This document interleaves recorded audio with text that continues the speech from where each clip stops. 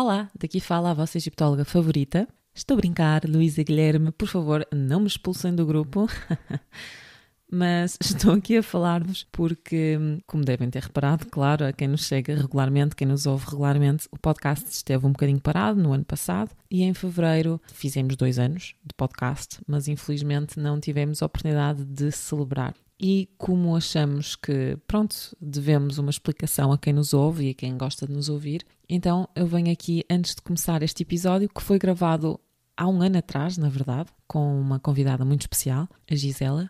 Achamos que de facto devíamos alguma explicação aos nossos ouvintes e sim, nós já viemos falando sobre estes assuntos ao longo de vários episódios, mas a verdade é que o ano passado foi um ano de muitas mudanças, foi um ano um bocado complicado para nós os três, na verdade. Eu engravidei, entretanto em janeiro de 2024, no final de janeiro, nasceu o meu filho, a Luísa acabou o doutoramento, ou seja, teve que acabar o doutoramento e candidatar-se a empregos, a trabalhos e conseguiu, então agora é professora na Universidade de Califórnia em Irvine e teve que mudar de Chicago para a Califórnia, enfim, começou a dar aulas, não é? Porque agora é professora. O Gui ainda está a escrever a tese, mas também está a dar aulas numa universidade espanhola, em Alcalá, online, mas de qualquer forma está a dar aulas, tem que as preparar também, para além dos artigos, das conferências que todos nós temos que fazer. Eu também estive a dar aulas o semestre passado e, claro, não posso deixar de mencionar o projeto arqueológico do qual eu sou diretora e a Luísa é diretora assistente. É o primeiro projeto luso-brasileiro no Egito, de direção luso-brasileira, mas claro, também temos colegas da Bélgica, temos colegas do Egito, como é óbvio, e portanto foi um dezembro e um janeiro muito atribulados também, porque foi a nossa primeira campanha e, bem, foi fenomenal. Vamos certamente gravar um episódio sobre esse assunto. Eu acho que vai ser um dos primeiros episódios que vamos gravar este verão para discutir como é que foi a nossa experiência e também para vos dar a conhecer um bocadinho do dia-a-dia do que é uma campanha arqueológica no Egito. E esta, foi muito especial porque é nossa, é o nosso projeto e para além disso, é Giza, não é? Tipo, estamos ali a trabalhar todos os dias ao lado das pirâmides, é só incrível, eu não tenho palavras. É daquelas coisas que uma pessoa está exausta, está cansadíssima, mas todos os dias a subir aquela colina, desde as fins, passando pelas pirâmides de Khafre, de Khufu, até chegar ao sítio arqueológico onde nós estávamos, que era o cemitério ocidental, que fica ao ocidente da pirâmide de Khufu. É fascinante. É assim uma coisa incrível. Uma pessoa sente-se tão sortuda mesmo. Foi uma oportunidade fantástica e isso também ocupou muito do nosso tempo, não só quando lá estávamos, que foi muito intenso, as campanhas arqueológicas são sempre muito intensas quando lá estamos, mas depois também quando voltamos, porque temos que processar todos os dados que foram levantados, enfim, e processar essa informação e também analisá-la. Por isso, sim. Foi um ano mesmo muito atribulado, mas muito, muito bom e nós esperamos conseguir voltar para uma segunda campanha, não este ano, porque o bebê é muito pequenino e, enfim, temos outras considerações, mas possivelmente para o próximo. Enfim, tem sido assim, o ano que passou foi um ano bastante complicado a nível de trabalho.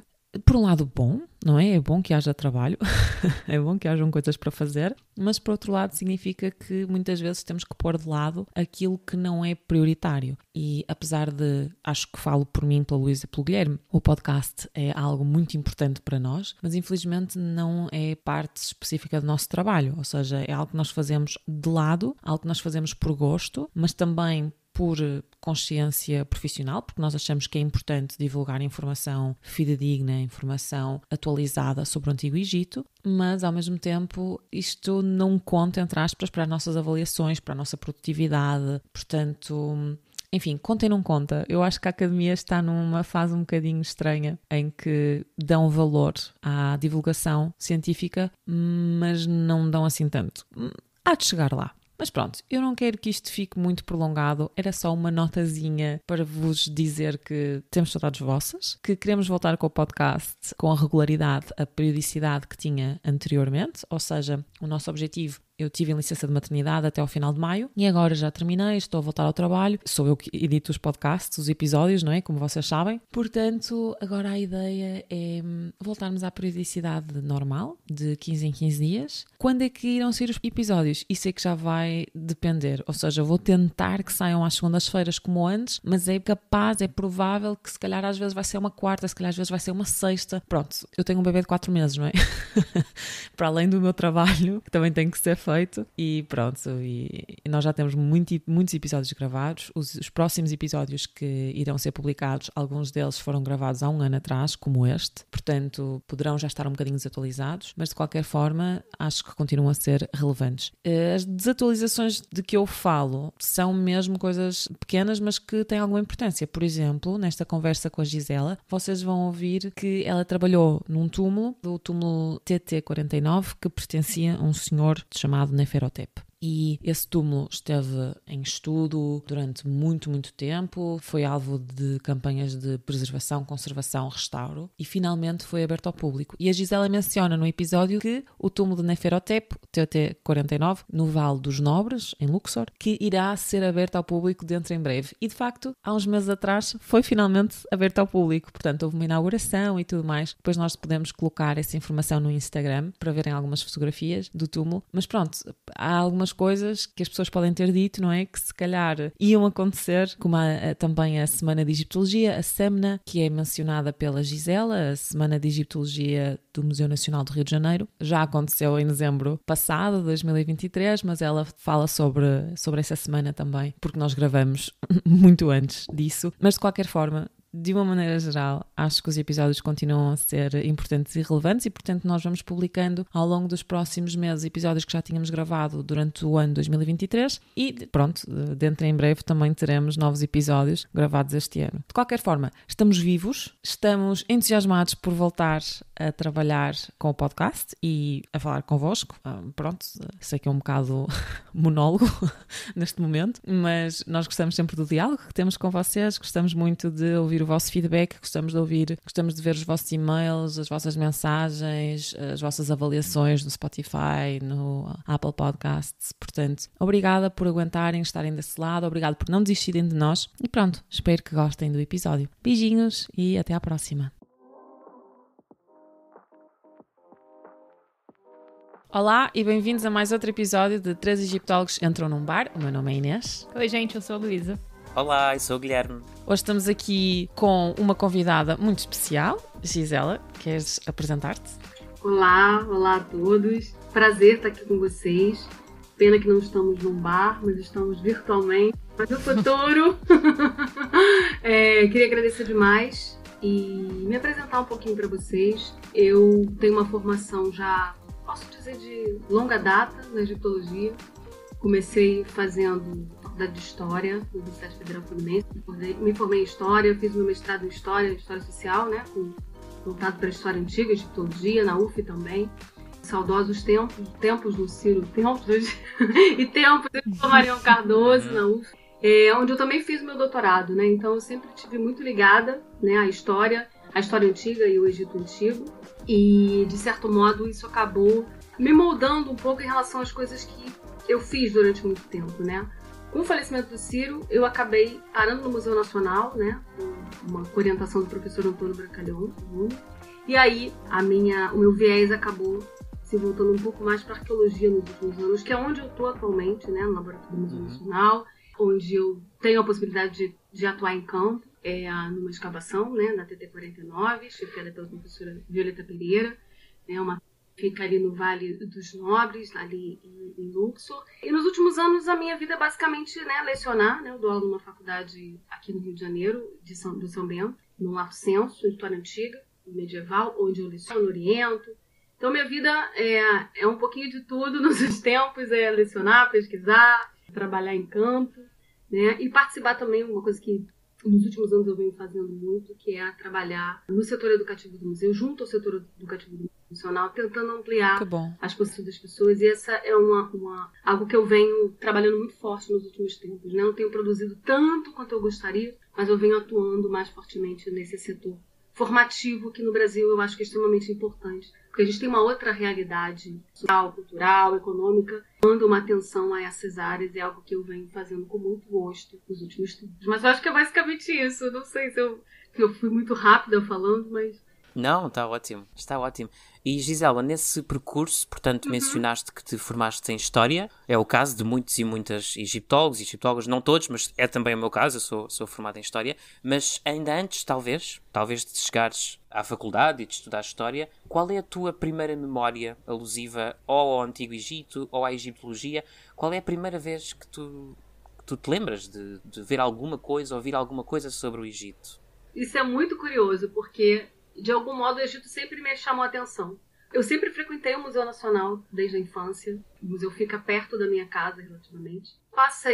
Passava fins de semana lá. Então, o acesso à sala, à coleção egípcia, isso sempre me despertou um interesse dessas coisas que não se explicam, né? Uhum. Mas, para mim, particularmente, uma coisa que sempre me encantou... Aqui a gente tem acho que até comentei isso com a Inês, né, da outra vez, do egiptólogo do mês, né? Sim. Aqui no Rio tem um movimento cultural muito forte, que são as escolas de samba, e sempre tem algo relativo ao Egito Antigo. E isso sempre de alguma forma chamou a atenção, me despertou.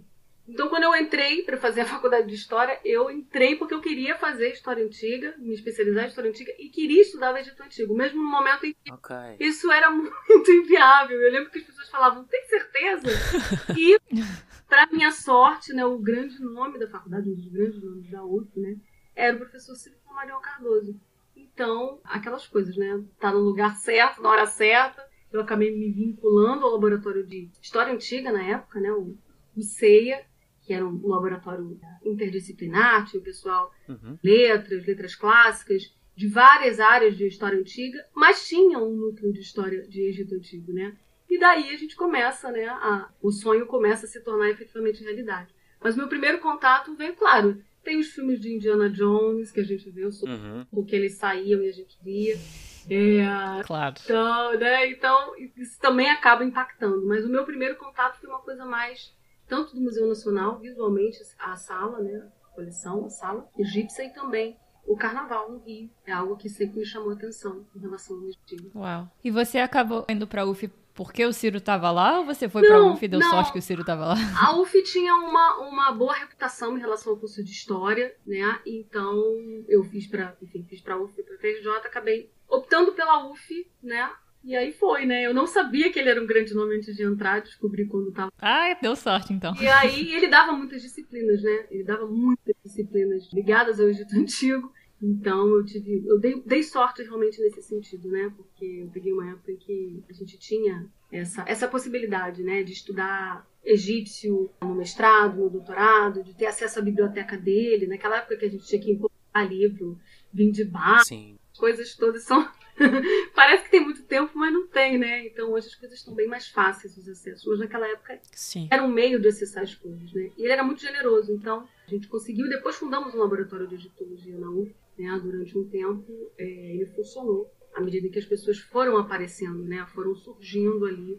Muita gente veio de lá da UF, né? Acho que a maioria das pessoas que a gente tem notícia veio da UF, né? Eu podia fazer uma lista enorme aqui para vocês. Sim. Então, as pessoas vieram de lá. Então, acho que é isso, né? Acho que foi mais ou menos esse o meu caminho.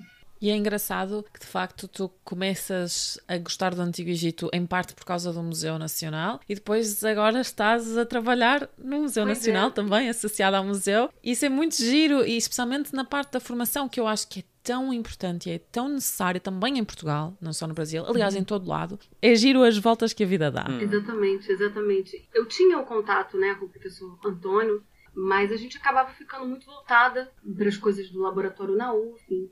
E já no fim da sua vida, o Ciro falou, olha, eu queria muito que vocês fizessem mais contatos com o Antônio, com o museu.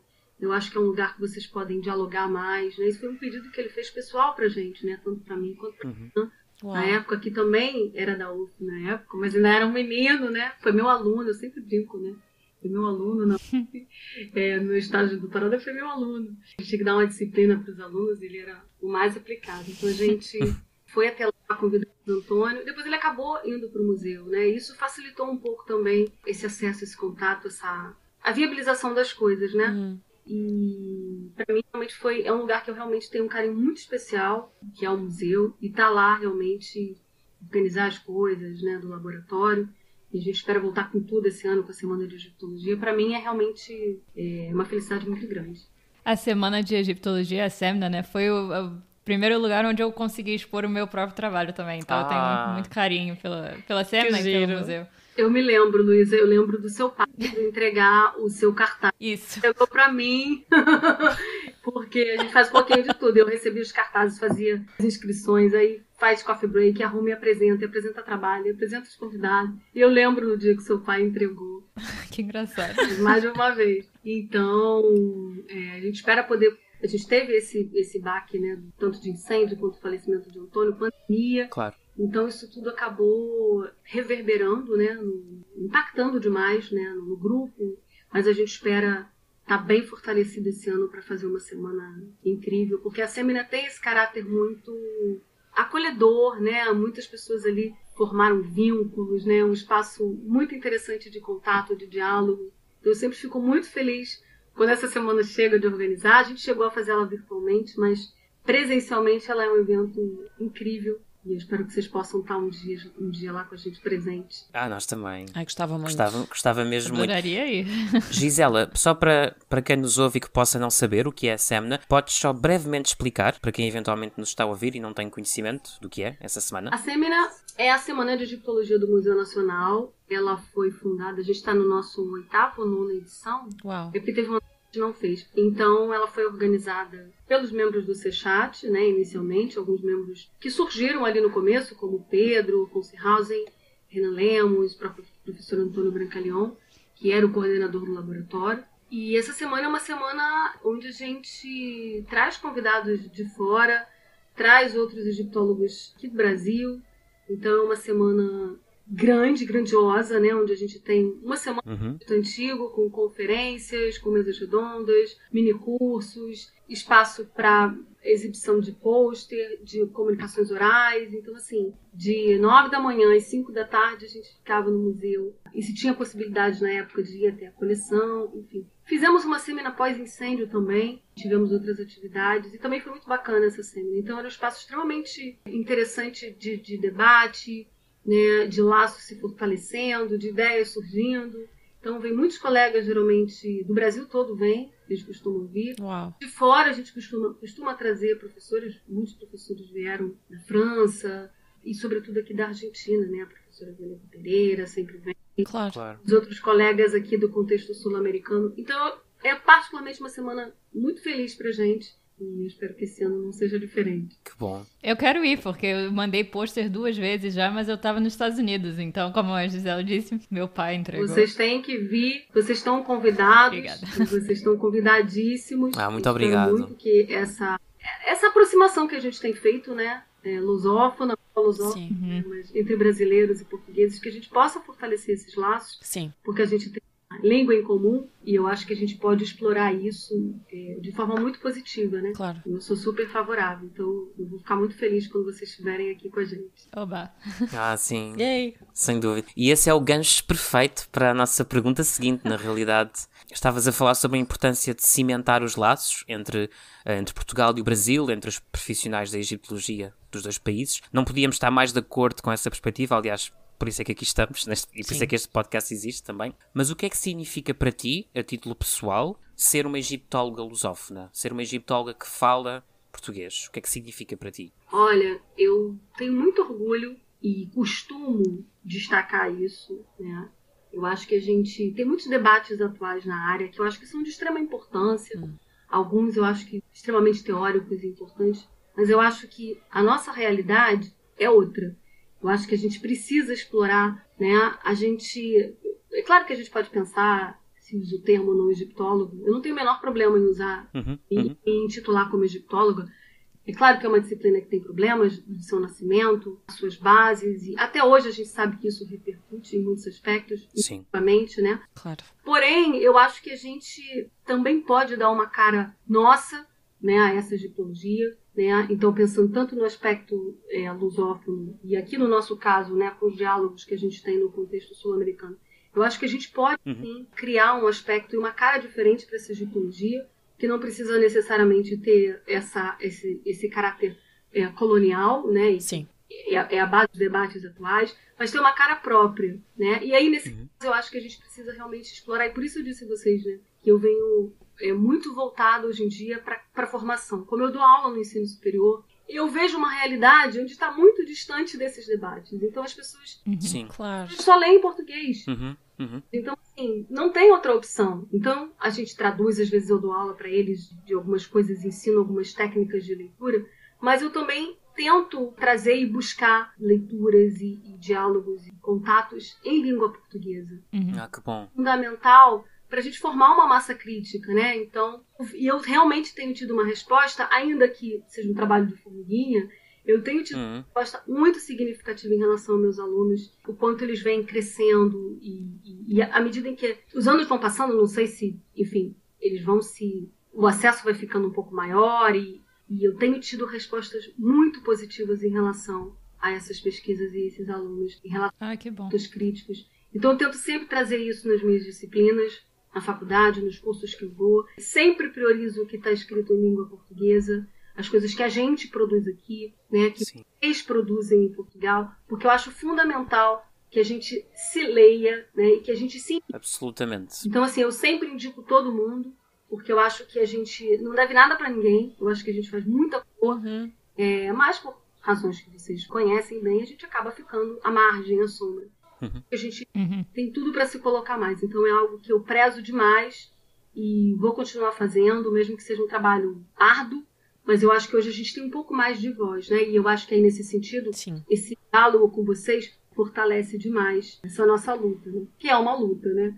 Mas eu acho que a gente vai conseguindo o nosso espaço, né? Que não precisa ser necessariamente, né, o mesmo, né, do que as áreas já consagradas, mas a gente tem o nosso espaço, né? A gente faz a nossa egiptologia ao nosso modo. Claro. E ficamos muito felizes com a sua contribuição também para o livro que a gente está organizando com o Renan. E convidamos o Renan para conversar com a gente também em algumas semanas, então imagino que vamos falar mais sobre isso lá, mas é um projeto, eu acho, muito importante para todos nós. Sim, e fundamental. Nós todos ficamos muito felizes que muitos investigadores lusófonos aceitaram o convite e que acharam importante também. Então, acho que concordamos com tudo que você disse e é realmente muito importante melhorar a nossa visibilidade, né, no campo da egiptologia internacional, porque, como você disse, eu acho que a egiptologia lusófona tem muita coisa boa para oferecer e muita coisa diferente do que é feito em outros lugares. Então, acho isso fundamental. Não, e essa iniciativa de vocês, eu acho que é um marco mesmo, porque as pessoas acabaram se mobilizando, pelo menos as pessoas que eu conheço, que eu sei que estavam escrevendo, se dedicaram, e fiquei muito feliz de saber que muita gente conseguiu entregar, né, porque a gente está realmente nos últimos tempos, pelo menos eu estou numa maratona aqui de Acho que estamos todos e todas, trabalho, Gisela, isto tem sido pois muito intenso. Então eu falei, eu preciso entregar isso de qualquer jeito, porque para além, né, do convite em si, né, que foi muito querido, mas eu acho que é importante a gente marcar esse espaço, né, a gente poder contribuir de algum modo, a gente poder mostrar o que a gente faz, o que as pessoas fazem, né, no contexto. Então, a gente precisa dar algumas prioridades, né, então eu também acho que isso foi uma ideia muito feliz, e fico muito feliz de poder dar a minha contribuição. Ai, nós com a tua contribuição. E vai sair, gente, tá devagar, mas vai sair. Sim, o processo é lento, mas acontecerá. Uma explicaçãozinha aqui para os nossos ouvintes sobre este livro. Eu acho que nós ainda não falamos sobre ele aqui no podcast, mas eu, Guilherme, a Luísa e mais um colega, o Renan, que vai conversar connosco um dia destes também no podcast, nós estamos a editar um livro que fala precisamente sobre contribuições de egiptólogos e egiptólogas de língua portuguesa, falantes de língua portuguesa, e a forma como essas contribuições são importantes para uma egiptologia global, se é que isso existe, mas também para uma egiptologia local, digamos assim. Portanto, é muito... tem sido um desafio, não é? Juntar, nem sempre as pessoas têm tempo, nós estamos um bocadinho atrasados também porque houve pessoas que tiveram dificuldades nos últimos anos, como todos nós tivemos, e alguns mais do que outros, como é óbvio. Mas o livro vai ser, eu acho, não é? Vai ser a primeira vez em que temos profissionais académicos do Brasil e de Portugal juntos a falar sobre egiptologia. Sim. Ou pelo menos numa escala deste tamanho, Exato. não é? Não é só uma pessoa de Portugal contribui para um livro do Brasil ou vice-versa. Não, é mesmo toda a gente em diálogo. Não é toda a gente, mas muita gente, a grande maioria das pessoas em diálogo, não é? Portanto, acho que vai ser muito interessante. Mas por outro lado, Gisela, eu senti aquilo que tu estavas a dizer, de não haver bibliografia ou de não haver recurso em língua portuguesa, eu sinto muito isso também a dar aulas. Agora eu estou em Portugal, estou na Universidade Nova de Lisboa, e de cada vez que eu tento organizar um curso, é sempre muito complicado oferecer livros ou bibliografia que esteja em português, porque, como tu disseste, nem toda a gente fala alemão, nem toda a gente fala francês, nem toda a gente percebe inglês a um nível académico, e, portanto, é muito complicado às vezes oferecer este tipo de bibliografia. E depois também temos outro nível aqui, que é muitas vezes temos livros em português que foram escritos e que são de qualidade, mas que já não estão em circulação. Exato. Por exemplo, há muitos livros aqui em Portugal de egiptologia que já não estão à venda, porque as edições foram vendidas, já não fizeram segunda edição e, portanto, já não estão em circulação, não estão à venda e já ninguém consegue encontrar esses livros. Por outro lado, depois também há essa questão de ser difícil de encontrar livros ou publicações do Brasil aqui em Portugal e vice-versa. Eu acho muito que difícil. Portugal para o Brasil também é complicado. E então é muito complicado, porque já existe pouca informação em português de qualidade sobre o Antigo Egito, publicada. E depois ainda há estas questões de, mas está em circulação ou não está em circulação, pode-se comprar ou não se pode comprar, mas só se pode comprar no Brasil ou só se pode comprar em Portugal. É muito complicado, de facto, é muito, muito difícil. Uma das nossas ideias com esse livro que a gente está editando é precisamente ser um handbook. Obviamente que não vai cobrir todas as partes da egiptologia em português, mas seria uma boa base a ideia para ajudar professores como a Gisela no Brasil e em Portugal a dar aulas sobre egiptologia e o Antigo Egito. Claro. E é uma ideia incrível nesse sentido, porque eu já leciono há alguns anos, né? Então, eu tenho uma bibliografia, digamos, básica, né? E pastas que eu crio e vou colocar lá, e a gente pode até compartilhar isso, né? A gente aqui, em bibliografia, né, realmente de livros, a gente tem muito pouca coisa. Então, a gente faz um trabalho mesmo de escavação digital, a teses, dissertações, artigos, ou pedir para os colegas, e a gente vai compartilhando nesse sentido.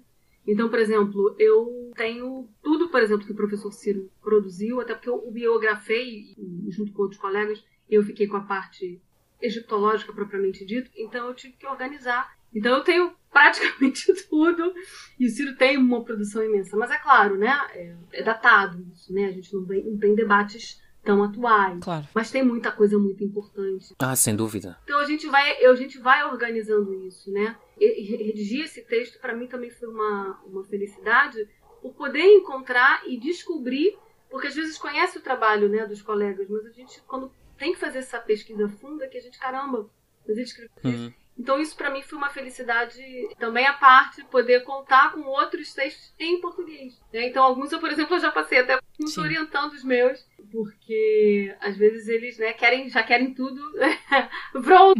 Eu gosto também esses materiais comigo, né? Mas realmente, como o Inês falou, né, como vocês comentaram, é um trabalho árduo, né? Porque a gente precisa escavar ali para poder ter esses materiais. Sem dúvida. Uma coisa que a gente não falou muito ainda é da sua própria investigação. Para o nosso livro, você escreveu sobre a arte egípcia, então talvez seja bom você introduzir um pouco da sua investigação, se você quiser. Sim. Claro, não, sim. Pois é, eu estou falando aqui do que eu escrevi, mas eu fiquei responsável por falar de arte do Antigo Egito, que é um tema que eu comecei a tratar no meu doutorado, na verdade, né? Na minha monografia, digamos assim, de fim de curso, eu trabalhei com questões relacionadas ao culto templário, já com um pouco de imagem, mas ainda num nível ainda de graduação. No meu mestrado, eu trabalhei com a reforma mariana, necessariamente com imagem. E aí sim, no mestrado foi quando eu comecei a trabalhar efetivamente com imagem de uma perspectiva mais teórico-metodológica, né, com catálogo, trabalhando a fundo com cenas. E foi no que eu fui me especializando. Nos últimos tempos, eu continuo trabalhando com imagem, tanto na TT49 quanto no meu pós-doutorado eu trabalhei com cenas de crianças infantis, e hoje já um pouco de descendentes. E aí a ideia no capítulo era isso, né? Falar um pouco de uma perspectiva mais historiográfica, teórica, né? A produção, né, lusófona de arte egípcia. E a gente tem bons trabalhos, né? A gente tem pesquisas bem importantes nesse sentido. E ainda que eu acho que é um tema que é pouco explorado, né, poderia ser mais bem explorado em língua portuguesa no geral, mas ainda assim, tomara que o capítulo possa contribuir de alguma forma nesse sentido. Mas eu venho trabalhando nos últimos tempos mais com a imagética ligada à família, mas sobretudo, né, os não adultos, o contexto privado, de 18ª, fins de 18ª, pré e pós-amarniano, né? E amarniano um pouquinho também, que acaba sempre virando uma referência para algumas coisas, mas eu tô trabalhando basicamente com isso. Vão sair algumas coisas em breve, que eu tava no Egito agora em fevereiro, então voltei em março. Então eu pude acessar algumas coisas que eu precisava ver para ter certeza de algumas ideias. Então algumas coisas vão sair agora, mais concretas sobre, mas é basicamente isso, né? Eu venho trabalhando com iconografia familiar, né, na 18ª. Ai, que ótimo. Aguardamos com expectativa e entusiasmo a tua produção bibliográfica. Já agora sobre a importância de nos citarmos, recomendarmos os nossos textos e fazemos-lo mutuamente. Eu dou aulas há 1 ano e qualquer coisa numa universidade espanhola, online, e também, voltando um pouco atrás ao tema da importância de reforçarmos os nossos lados lusófonos, mas também ibero-americanos, que é outro quadro que é importante. Sim. Há um artigo teu em questão, há mais do que um, mas há um em particular que eu recomendo sempre quando falo da Marla, quando falo das ditas cenas de intimidade, cenas de família. E então é um artigo escrito em português, mas eu faço questão sempre de colocar na bibliografia. E tenho a dizer-te que já vários alunos em trabalhos te citaram. Ou seja, mesmo sendo um trabalho escrito em espanhol, o que significa que às vezes as barreiras... Sim, que bom. E para mim é mesmo um gosto poder recomendar o teu trabalho e também afirmarmos a nossa produção portuguesa também nos espaços que não são lusófonos, não é? Se é legítimo eu escrever um artigo e pôr referências em alemão, em francês e em inglês, porque é que eu não hei de poder pôr referências em português, não é? Claro. Porque é que isso não há de ser uma realidade também. Claro. E, portanto, nós citarmos, incluirmos trabalhos lusófonos nas bibliografias, mesmo que seja para um journal nos Estados Unidos, eu acho que é de extrema importância. Mesmo que às vezes até seja recebido com hesitação por parte dos editores, que não devia ser, mas pronto. Mesmo que assim seja, eu acho que é importante batermos o pé e marcarmos a nossa posição. Estou totalmente de acordo. E portanto também agradecer-te pela tua produção bibliográfica. Eu que agradeço. Fiquei muito feliz com essa notícia. E a gente tem um grande diálogo aqui, né, com os colegas, sobretudo da Argentina, mas da Espanha também, né? A gente já teve alguns professores que vieram para a Sêmina, então para mim concordo em gênero, número e grau com tudo que você disse, e eu acho que a gente precisa realmente se citar mais, né? Eu acho que a gente precisa se ler, se citar mais, marcar um espaço, porque tem muita coisa muito boa escrita em língua portuguesa, né? Eu acho que esse é o caminho. Sem dúvida. Claro, sem dúvida. E a tua investigação, Gisela, também já te levou à Universidade de Cambridge e até à Universidade de Bonn, não é? Na Alemanha, se não me engano. Durante o mestrado, eu fiquei durante um tempo em Bonn. Eu tinha um contato através do meu orientador na época, então eu fiquei mais ou menos 1 mês, 2 meses lá. Naquela época era muito difícil a gente ter acesso a textos aqui, né? Então, é basicamente, né, o que a gente chama aqui de doutorado sanduíche. Bolsa sanduíche é uma bolsa que te permite sair para pesquisar em outras universidades. Naquela época, no mestrado não é comum, mas eu tive essa possibilidade através do meu orientador na época, que era o professor Marcos Caldas, que tinha um contato na Alemanha. Então eu fiquei lá em Bonn durante um tempo e para mim foi uma experiência incrível, né? Porque a biblioteca era sensacional, então eu podia acessar tudo ali, né? E aí no doutorado, assim, aí com a bolsa sanduíche, com uma bolsa de uma agência de fomento aqui, eu fiquei 4 meses em Cambridge. Fui supervisionada pela professora Kate Spence e também foi uma experiência sensacional porque, enfim, Cambridge, a biblioteca era incrível, a gente tinha contatos, eu tinha reuniões com a professora Kate Spence, então, e com outras pessoas também ali. Então, isso para mim foi um aprendizado imenso. Na minha pesquisa deu um salto muito grande em termos de, enfim, de tudo, né? Porque a gente não tem uma outra expectativa em relação à tese, eu estava um pouco atrasada. Mas dali é que eu acho que as coisas começaram realmente a tomar uma outra cara, né? Então, essas experiências foram extremamente importantes não só para o crescimento da pesquisa, mas para a gente mesmo, né? A gente aprende muito, né? Nesses contatos que a gente tem com o mundo lá fora. Sem dúvida. Eu acho que estudar no estrangeiro é assim, além de nos abrir a mente de forma académica, também nos abre a mente na forma pessoal e social, não é? Porque uma pessoa conhece culturas diferentes, formas diferentes de fazer, de estar, de pensar. Então é assim, não sei, eu aconselho toda a gente, quem tiver essa oportunidade de estudar fora, nem que seja só um mês, eu acho que deve mesmo aproveitar. Absolutamente de acordo. Nem sempre é fácil. Mas pois é. Aqui, não, é isso. Aqui no Brasil... É isso que eu ia dizer. É uma realidade hoje... A gente espera que vai melhorar, mas nos últimos anos foi muito complicado. Na época que eu saí no sanduíche, né? Eram épocas onde se tinha mais investimento, né? Em pesquisa, em bolsa. Então, era mais fácil se sair, né? Claro que você tem que montar um projeto, ele precisa ser aprovado, né? Tanto aqui quanto lá. Mas, de todo modo, a gente passa por um momento, e passou por alguns momentos muito complicados no Brasil nesse sentido.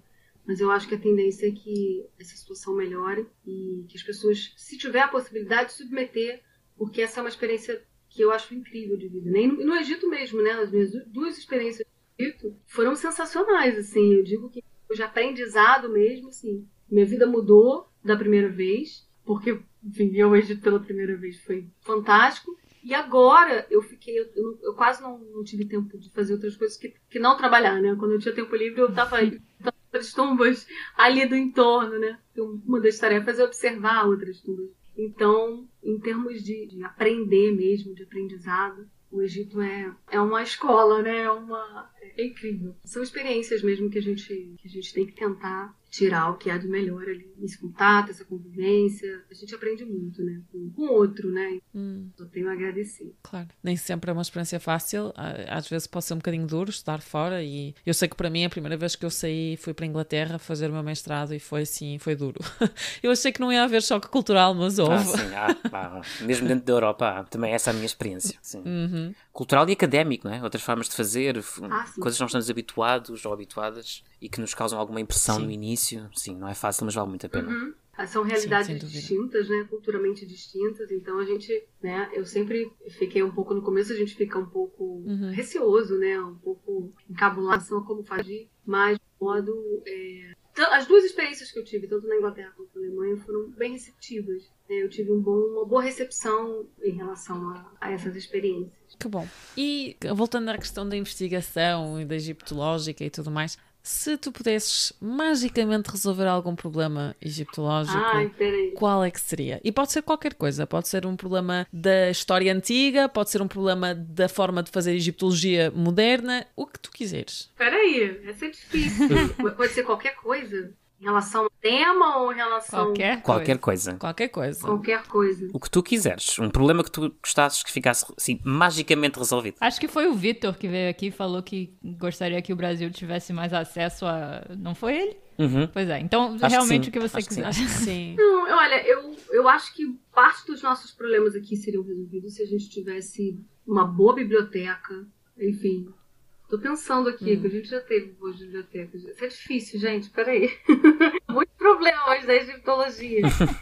Vou pensar no contexto nacional, vou pensar no contexto brasileiro, mas eu gostaria que as pessoas tivessem mais acesso à bibliografia mesmo, aos livros, mais disciplinas, a maior oferta de disciplinas. Eu não sei, eu queria que a egiptologia brasileira tivesse mais destaque no cenário nacional de história antiga, porque a gente tem um espaço muito à margem, eu acho, e às vezes a gente precisa trabalhar 10 vezes para conseguir algo. Então, se eu pudesse resolver algo, eu queria que a egiptologia brasileira tivesse mais destaque dentro do cenário nacional, que a gente pudesse fazer mais coisas, pudesse ser mais inclusiva e que ela pudesse ter mais... que ela pudesse ser amplificada para que mais pessoas pudessem ter acesso a ela e não ficasse reduzida aí a um contexto de uma outra pessoa que consegue chegar, né? Eu queria democratizar, de certa forma, as coisas.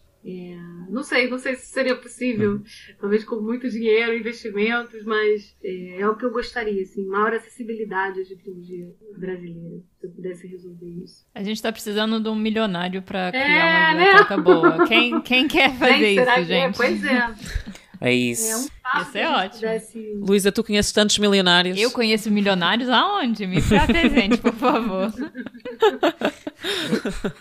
Que bom seria termos uma biblioteca completa, atualizada, que efetivamente servisse de auxiliar à investigação egiptológica em língua portuguesa. Sim. E até essa biblioteca, na minha cabeça há um sonho, lá está, de que essa biblioteca pudesse ter 2 polos, um de cada lado do Atlântico, e que esse diálogo pudesse ser intenso, pudesse ser frutífero, pudesse ser produtivo, pudesse haver assim uma espécie de ponta aérea, claro, à distância do Atlântico, mas que fosse possível essa colaboração ser cada vez mais estreita, Sim. Até do ponto de vista institucional. Que não depende de nós os 4, não é? Sim. Mas seria muito interessante. Sim. E seria muito melhor para todos se caminhássemos em conjunto. Acho que o primeiro step é arranjar um milionário. Olha, eu estou a pensar... Eu acho que o resumo é esse, não é? Eu estou a pensar aqui na Ivete Sangalo, que tem uma Ivete! música sobre faraós. Oh, gostei, vamos falar com Talvez a ela esteja disponível para financiar uma biblioteca egiptológica. Ivete Sim. Sangalo. Vamos Ivete, mandar se para estiver a ela no ouvir. Instagram. Por favor, façam este episódio chegar à Ivete Sangalo. A ministra da Cultura atual, né? Ela canta uma música, não sei se é a mesma que Inês referiu, que é muito famosa, né? Que o Olodum também canta, e que é meio que um mito também baiano, que canta a cosmogonia leopolitana. E vamos ver, né? Quem sabe, pelo menos nos próximos tempos, a gente consiga mais investimentos e bolsas e acessos, né, e possibilidades, né? A gente, aqui no Brasil, pelo menos, as coisas estão bem complicadas, né? Então a gente acaba fazendo como pode, né? E o que pode. Mas espero que no futuro as coisas possam melhorar mesmo. Sim. Aqui em Portugal também as coisas são muito complicadas, portanto eu não poderia estar mais de acordo com tudo isto. É claro que é um cenário diferente e há muito apoio da União Europeia, que de outra forma, eu acho que se Portugal não fizesse parte da União Europeia, nós de facto tínhamos ainda menos ciência a acontecer aqui. Sim, se não houvesse um investimento sério no setor da investigação e da educação que suplantasse isso, de facto os apoios nacionais são ainda um pouco escassos, portanto seria importante também diversificar essas fontes de apoio. Diversificar, mas, enfim, do meu ponto de vista também responsabilizar o Estado por aquilo que é a sua função de patrocínio da investigação, mas pronto, isso é uma opinião pessoal. Concordo. Ô Inês, o presidente não te seguia no Instagram? Era o presidente? Era o ministro da Educação, mas é o ex-ministro da Educação. Ah, pombas. Exato, era o Tiago Brandão. Tem que falar pro novo seguir também, então. Vamos ver se sai alguma coisa. Se o presidente me seguisse, não ia fazer nada à mesma, porque... Não ia dar em nada, exatamente. Bom, pelo visto passamos pra parte boba da conversa, então eu vou começar com a minha pergunta favorita. Todo mundo que escuta o podcast já sabe que eu adoro reis. Então, Gisela, você tem algum rei favorito? Olha, se eu não falar que é nato, ele vai me pegar, né, gente? Eu trabalho com a família do cara há anos. Vou falar que é nato. E pode falar dois? Você pode falar um? Não, pode falar o que você quiser. Pode. Não, sim. Eu tenho particularmente uma queda por mulheres poderosas. Então, eu vou falar Nefertiti, considerando que ela governou como Neferuaton, porque eu acho que ela tem um papel fundamental dentro do episódio amarniano. A gente não tem como pensar em nenhum aspecto do episódio amarniano sem considerá-la, e vou botar a Nefertiti considerando como governante na fase final, regência, Akhenaton, que é uma possibilidade que se aventa, né? Mas se eu tivesse que escolher um faraó, Akhenaton, enfim, porque acho que ele traz um período propício para a gente estudar, né? Sair um pouco daquela regra, né? Estudar o que é exceção, né? E seria injusto se eu não escolhesse ele, né? Claro. Que resposta controversa. Quando eu falei pro Guilherme que o meu deus favorito era o Aten, eu achei que eu ia levar um... Era isso que eu ia... Sei lá. Era essa a pergunta seguinte, porque a Luísa pergunta sempre sobre monarcas, eu pergunto sobre divindades. Eu consigo imaginar... Ou melhor, eu vou reformular. Eu imagino, mas é só uma suposição, que já sei a tua resposta, mas posso estar muito enganado. Será que a tua divindade preferida também é a divindade de eleição do período que tu estudas, ou é outra completamente diferente? Então, vou dar uma resposta super controversa. Minha divindade preferida não é o Aton, é o Amon. Ok. Uau! Porque eu acho precisamente que Amon, um rival, entre aspas. Porque eu acho que Amon tem uma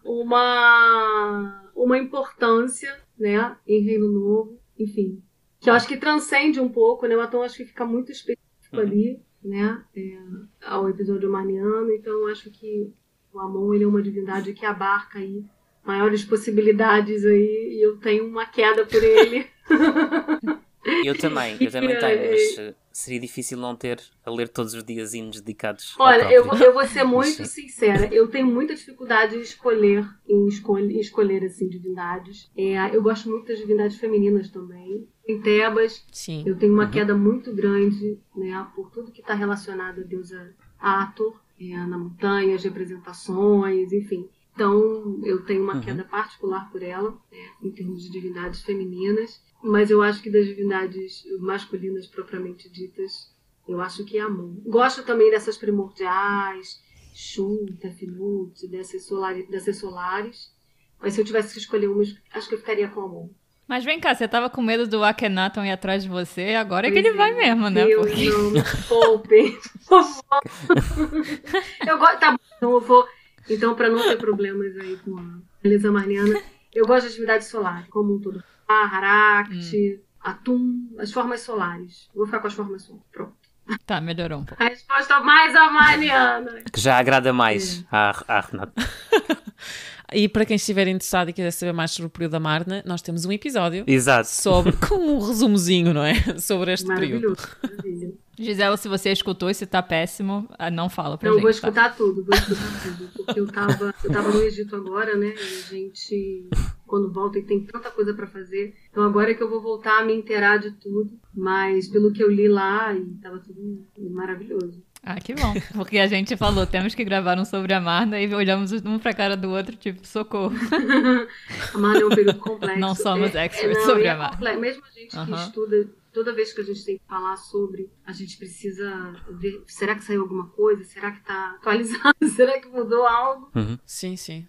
É muito rápido porque tem muita gente trabalhando, né? Um período realmente que atrai exato. muito pesquisador. Então tem sempre alguma coisa nova. Completamente. E é um período tão curto também, cerca de 20 e poucos anos, Pois portanto é. é muito interessante. Bom, eu costumava não ter perguntas nenhumas para fazer, mas, contudo, um colega e amigo que nos ouve e que será também entrevistado não, que virá conversar connosco para o bar no futuro, Exato. que isto não são entrevistas, são conversas no bar virtual. O Fábio mandou-nos um e-mail a sugerir que eu poderia ter uma nova pergunta para fazer aos nossos convidados e convidadas, que é: qual é o teu túmulo favorito? Túmulo ou tumba? Eu acho que no Brasil se usa a mais gente tumba, fala tumba. e em Portugal usa-se mais túmulo. Olha, minha tumba preferida, e não poderia ser outra, é a TT-49.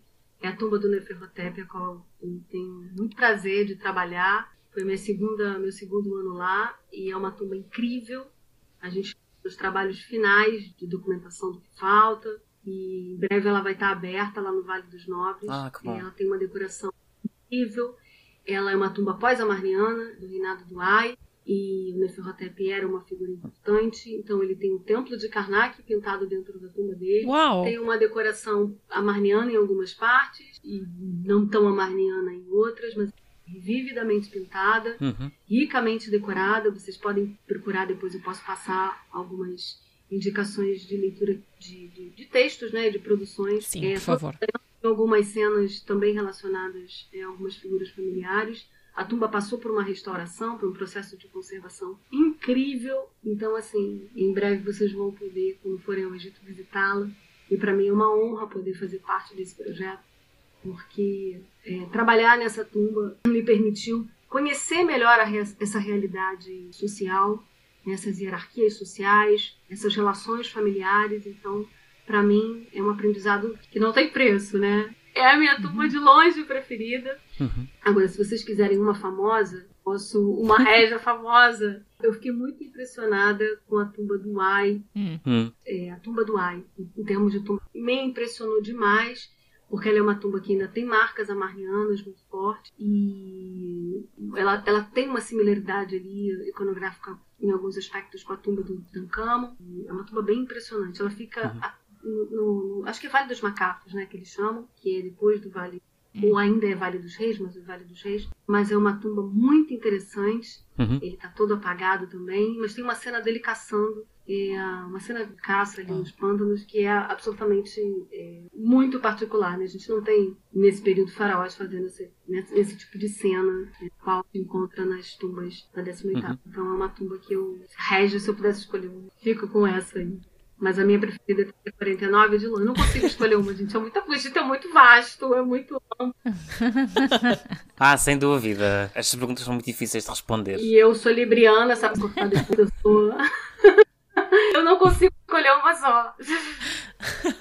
E o teu trabalho, Gisela, no TT, ou na TT-49, é um projeto brasileiro e argentino. Não, é um projeto... na verdade, é uma missão que tem um caráter internacional. Quem lidera é a professora Pereira. Né? Há muitos anos, há mais de 20 anos, trabalhei e é um aprendizado diário. Da outra vez, eu trabalhei um pouquinho de tudo, né? Eu trabalhei auxiliando na parte epigráfica com o professor Antônio, na parte iconográfica também de algumas cenas. Porque eles têm uma cena logo na entrada do vestíbulo, né? Que você entra, que é uma cena de recompensa, né? Que seria uma das aparências ali. É uma cena muito apagada, né? Então a gente se debruçou um pouco nessa cena. Mas em função, né, das minhas últimas pesquisas em relação à iconografia familiar e dos descendentes, né? conversando com a Violeta, dessa vez a gente optou por trabalhar com a iconografia, porque há uma dúvida em relação às figuras familiares, se numa cena específica é o pai, não é? Então eu trabalhei dessa vez especificamente nas cenas relacionadas ao pai, e alguns aspectos me chamaram a atenção. Por isso eu visitei tantas tumbas no entorno, anteriores, posteriores, e voltei a muitos elementos, porque tem muito essa coisa da observação, né? Às vezes você procura, embora hoje seja bem melhor o acesso à imagem, né? Quer procurar, às vezes você está lendo um texto e você não tem a imagem, você vai buscar, você não encontra. Aí você fica, né, com aquela, e aí, mas e agora?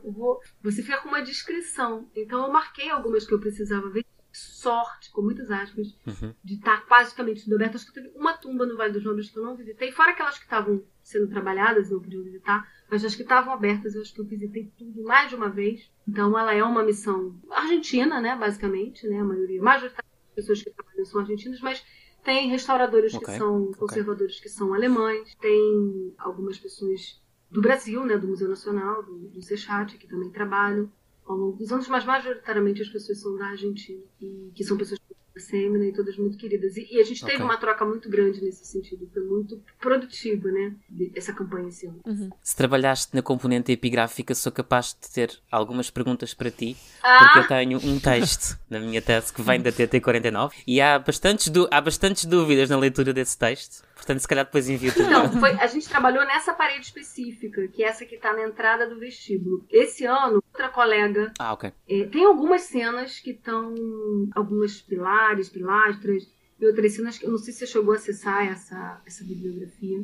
Alguma é até recente, né, que saiu, mas teve uma colega da Argentina, né, a Silvana Catânia, que estava trabalhando com parte epigráfica, então é possível que em breve algumas coisas novas apareçam. Esse ano eu não trabalhei com epigrafia, até porque o meu forte é trabalhar com a iconografia, e tem uma cena que eu trabalho que não tem texto, né? Essa, na verdade, é a grande questão, né? Quer dizer, como identificar algumas figuras ali a partir da iconografia sem ter qualquer referência textual. Então, eu venho trabalhando muito nisso, né? Nessas possíveis equivalências, possibilidades, então...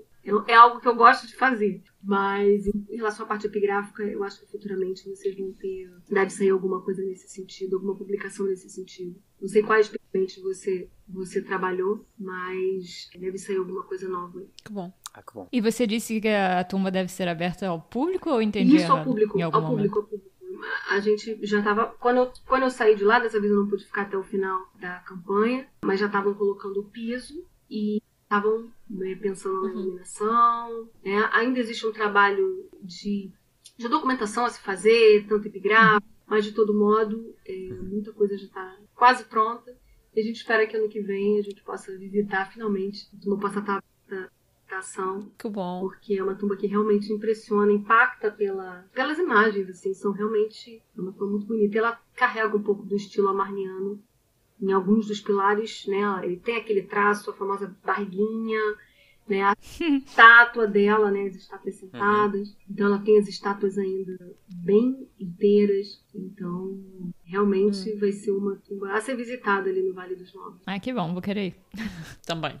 Falando em visitas, se você pudesse recomendar uma coleção egiptológica de qualquer museu no mundo, ou mais de uma, se você tiver mais de uma que você gosta mais, qual seria e por quê? Olha, gente, vocês fazem perguntas. Deixa eu pensar. Olha, eu vou bater aqui na tecla nacional. Vou falar da coleção resgatada do Museu Nacional. E não sei se vocês já tiveram a possibilidade, que Pedro teve aqui, né? Sim, o Pedro. Então. Já conversámos com o Pedro, sim. E imagino que ele tenha falado sobre. Mas eu vou reforçar aqui porque o trabalho de resgate do Museu Nacional é um trabalho incrível e às vezes eles acham que foi tudo perdido e esse trabalho árduo não só de encontrar, mas de tornar esses objetos possíveis a serem, né, novamente expostos e exibidos. Então eu vou continuar com o Museu Nacional, com a coleção resgatada, porque elas têm um valor imenso, não só historicamente falando, arqueologicamente falando, mas sentimentalmente falando também, um carinho muito grande por ela. Então eu vou indicar ela, em termos nacionais. Mas eu tenho uma queda também pelo Museu de Luxor. Maravilhoso. Eu acho aquele museu é lindíssimo. Não só porque ele tem belíssimos bustos de Akhenaton e cartuchos, mas porque eu acho... E ele tá especialmente... A gente fez uma visita guiada com o diretor do museu, que era uma pessoa muito, muito, muito simpática, explicando pra gente, e tinham algumas exibições interessantes. Eu não sei se é possível acessar virtualmente, né? A gente tem algumas exposições que são virtualizadas hoje em dia, né? Essa eu não sei se está disponível, mas quem tiver a sorte de ir ao Egito, não deixe de ir ao Museu de Luxor, porque ele é especialmente interessante, escolhas muito, muito bacanas, e além de ter uma lojinha de souvenirs, eu passei rápido, porque ela realmente é muito bacana. É a perdição, sempre, não é? Lojas de museus são uma perdição. Essa é o terror. Eu acho que muita gente esquece do Museu de Luxor, porque tem tanta coisa pra fazer em Luxor, né, que acaba ficando meio de lado. Exatamente. Mas é fantástico, realmente. Primeira vez que eu fui pro Egito, eu não fui ao museu, porque eu fui a todas as tumbas possíveis em Luxor e todos os templos, etc. E acabei não indo. E aí, ano passado, eu escavei lá por um mês e acabei passando em Luxor na volta e finalmente fui ao museu e realmente é fantástico. É incrível. Porque é muito... os objetos são muito bem expostos, né? Muito. Incrível. Muito bonito. E voltando rapidamente pro Museu Nacional... O Pedro, quando ele estava aqui, ele comentou já que, enfim, vocês estão fazendo modelos 3D de alguns objetos, mas há planos para disponibilizar os objetos que foram resgatados em visitas ao público de novo, em algum momento? Ou porque ainda não está aberto o museu, né? Foi restaurada a fachada, mas... Não, ainda vai demorar um pouquinho, né? Em relação às exibições, né? A gente pretende, e aí eu vou dar um spoiler também, nem sei se podia estar dando, mas a gente pretende alguns posts no futuro, a gente pretende movimentar mais, né, as redes sociais do laboratório, porque nós somos poucos, então todo mundo sempre muito ocupado, então a gente acaba às vezes deixando um pouco, né, de lado, porque precisamos trabalhar, enfim. Claro. Uma das ideias que a gente tem é que a gente possa exibir um pouco e fazer postagens mostrando um pouco desses objetos resgatados, contando um pouco deles, né? É uma ideia que a gente, não sei se o Pedro comentou isso aqui com vocês, mas a ideia é que se possa mostrar um pouco, né? O Pedro faz muitas falas sobre, mas seria interessante a gente mostrar um pouco desses objetos para que as pessoas vissem que eles estão.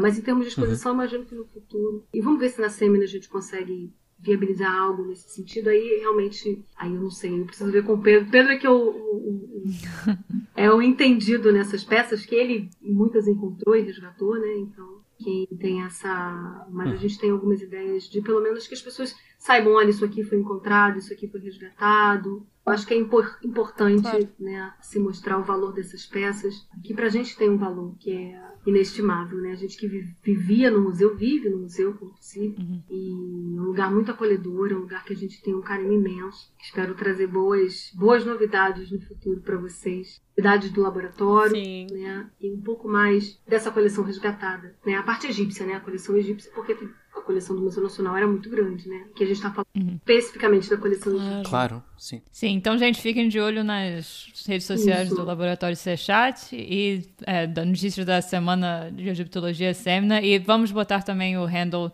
do Instagram na descrição do episódio, também depois botamos na nossa conta do Instagram. Sim. Gisela, muito obrigada pela tua presença aqui. Não sei se queres acrescentar mais alguma coisa que gostarias de dizer que não ficou bem esclarecida ou que ainda não mencionamos? Não, só queria realmente agradecer vocês por tudo que vocês vêm fazendo no podcast, né? Você também com a página lá do Egiptólogo do mês, e eu acho que tudo isso é fundamental para que a gente se coloque, que a gente marque o nosso espaço enquanto pesquisadores de língua portuguesa. A gente tem muito a contribuir, e a prova, né, são esses bate-papos e tudo que vocês vêm fazendo, e que a gente possa ter mais espaço. Eu acho que, na verdade, a gente já vem conquistando esse espaço. Eu acho que de vocês vem sendo fundamental nesse sentido, e fico muito feliz de ser lembrada sempre por vocês.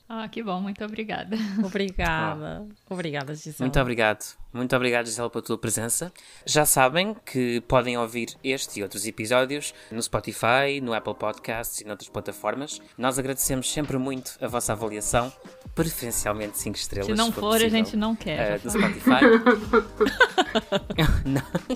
Bom, vá. Tô brincando. Aceitamos estrelas, digamos assim. No Spotify, no Apple Podcast. No Apple Podcast podem também deixar os vossos comentários com críticas, sugestões, recomendações para próximos convidados, eventualmente até para pessoas com quem possamos conversar, se lembrarem de alguém. E podem também enviar-nos, uma vez mais, essas críticas, comentários e sugestões ou para o nosso e-mail, podcast.egiptologia@gmail.com, ou então através de mensagem direta no Instagram. O nosso handle é @3egiptologespodcast, o 3 em numeral árabe, não é por extenso, não se enganem. E portanto, nós gostamos sempre muito de vos ler e de interagir convosco, e nós respondemos a tudo. Pode demorar algum tempo, mas nós demora nada, somos rápidos. Mas nós tentamos responder aos e-mails e às mensagens, é com muito gosto que vos lemos, e é para nós um grande prazer poder continuar a contar com a vossa escuta. E partilhem também o podcast para que possa chegar a mais pessoas. Sim, obrigada por estarem desse lado. E obrigada, Gisela, por estares aqui connosco neste bar virtual. Obrigada e até à próxima. Beijinhos. Beijos. Até à próxima. Beijinhos, até à próxima. Obrigada. Tchau. Beijo.